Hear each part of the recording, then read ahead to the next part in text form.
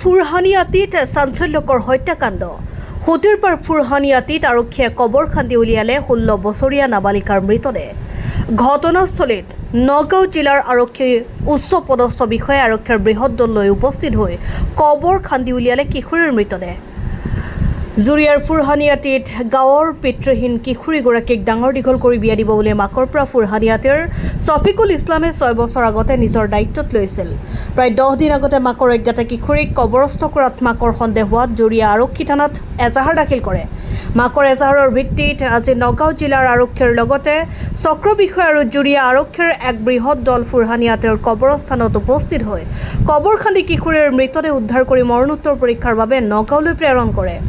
কিশোৰীৰ মাকৰ দাবী এয়া এক হত্যাকাণ্ডৰ ঘটনা। ছফিকুল ইছলামৰ পৰিয়ালে কিশোৰীগৰাকীক হত্যা কৰি কবৰস্থ কৰাৰ অভিযোগ। ঘটনা সন্দৰ্ভত আৰক্ষীৰ তদন্ত আৰম্ভ।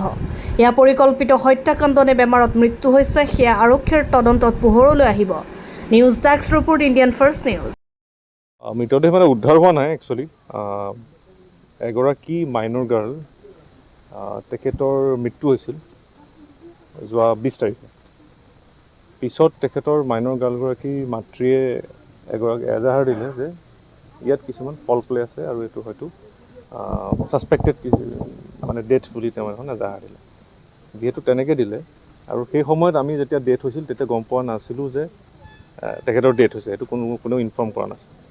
যেতিয়াই এজাহাৰখন পালোঁ সেই মৰ্মে আমি বডিটো প্ৰপাৰ আমি যি লিগেল প্ৰচিডিউৰ আছে এপ্লাই কৰি আমি ডিচেণ্টাৰ কৰিলোঁ, মানে এক্সিউম কৰিলোঁ, খান্দি উলিয়ালোঁ।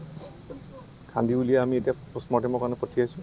আমাৰ এক্সিকিউটিভ মেজিষ্ট্ৰেটৰ তেখেতৰ উপস্থিতিত এক্সিউম কৰা গ'ল আৰু পষ্টমৰ্টেম কৰা হ'ল আৰু আমাৰ ইনকুৱেষ্ট কৰা গ'ল। এতিয়া ফাৰ্ডাৰ যি ইনভেষ্টিগেশ্যন আছে চলি আছে। পষ্টমৰ্টেমৰ পিছত আমি গম পাম যদি যেনেকুৱা ধৰণৰ ছাছপেক্টেড কিবা সন্দেহজনক বস্তু আছে। আটক কৰা হৈছে এজন ব্যক্তিক। আমি এতিয়া তদন্তৰ খাতিৰত আমি নাম নকওঁ আৰু যি মূল অভিযুক্ত আছে তেখেতক আটক কৰিবলৈ বাকী আছে। কি নাম? মাজনী খাতুন। বয়স কত? 16 বছর। কি হয়েছিল বলছে? কি হয়েছে মানে আমি তো আমার এনতে আনছে ছবি করলে হেলে আফারা করাইব ব্যবসা দিতে দিব এরকম হিসাবে আমি তাদের দিচ্ছি। কয় বছর আগে? ধরুন না 7-8 বছরে আল্লাহ পুরিয়ে দিচ্ছি আমি। আচ্ছা। মানে আমি গরিব মানুষ ফালা ওয়াক্কেম বুঝছেন, হ্যাঁ আনছে আইনা হেরা মানে ফালিয়া চালিয়া ব্যবসা দিতে দিবা। আর আনার বাদে আপনি ফোন করে ফোন রিসিভ করেন, কোনো বেলা রিসিভ করে আমার পুরি টেনতে আল্লাহ সব দিন যাইতেছে আর কি রাত পাইতেছে। তো দেওয়ার বাদে আটকাই আর মধ্যে খবর গেছে আমার পুরি মারা গেছে।